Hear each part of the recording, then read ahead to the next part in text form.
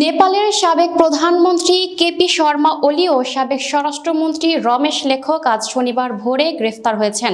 শুক্রবার দেশটির কনিষ্ঠতম প্রধানমন্ত্রী হিসেবে মাত্র ৩৫ বছর বয়সে শপথ নেন তরুণ নেতা বালেন্দ্র শাহ।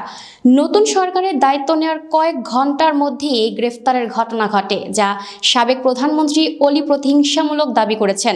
তবে বর্তমান সরকার এটিকে ন্যায় বিচারের সূচনা হিসেবে ব্যাখ্যা করেছে।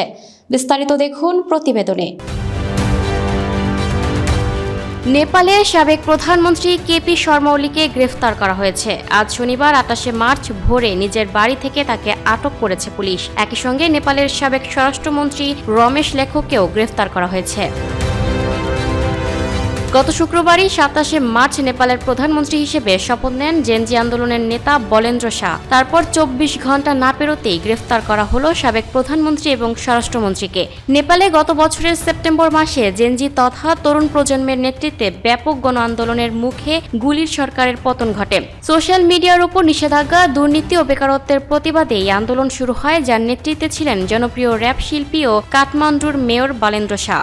শান্তিপূর্ণ আন্দোলনে নিরাপত্তা বাহিনীর গুলিতে অন্তত ১৯ থেকে ৩০ জনের মৃত্যুর পর পরিস্থিতি নিয়ন্ত্রণের বাইরে চলে যায় এবং বিক্ষোভকারীরা সংসদ ও সরকারি অফিস ভাঙচুর করে। এর এক পর্যায়ে পদত্যাগ করেন প্রধানমন্ত্রী ওলি। এরপর সাবেক বিচারপতি সুশীলা কার্কির নেতৃত্বে অন্তর্বর্তীকালীন সরকার দায়িত্ব গ্রহণ করে। সেই সরকারের নেতৃত্বে গত ৫ই মার্চ দেশটিতে জাতীয় নির্বাচন অনুষ্ঠিত হয়। নির্বাচনে পার্লামেন্টের ১৬৫ আসনের মধ্যে ১২৫টি আসনে একক সংখ্যাগরিষ্ঠতা পেয়ে জয়ী বালেন্দ্রের দল রাষ্ট্রীয় স্বতন্ত্র পার্টি। শুক্রবার নেপালের কনিষ্ঠতম প্রধানমন্ত্রী হিসেবে শপথ নেন মাত্র ৩৫ বছর বয়সী বালেন্দ্র।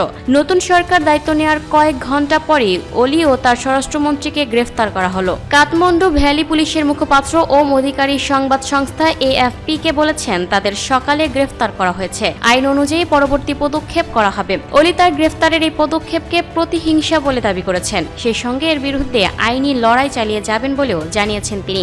তবে নেপালের বর্তমান সরকার তার এই দাবি উড়িয়ে দিয়েছেন। বর্তমান স্বরাষ্ট্রমন্ত্রী সুদান গুরুং একে প্রতিশ্রুতি পালন হিসেবে ব্যাখ্যা করেছেন।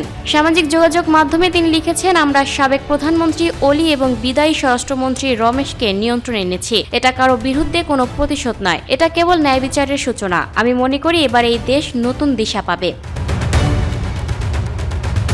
Lucky Akhtar, up to date news, Dhaka. প্রিয় দর্শক, এই ছিল আপ টু ডেট নিউজের সর্বশেষ আপডেট। পরবর্তী আপডেট সবার আগে পেতে আপ টু ডেট নিউজের ফেসবুক পেজ এবং ইউটিউব চ্যানেলের সাথেই থাকুন। ধন্যবাদ।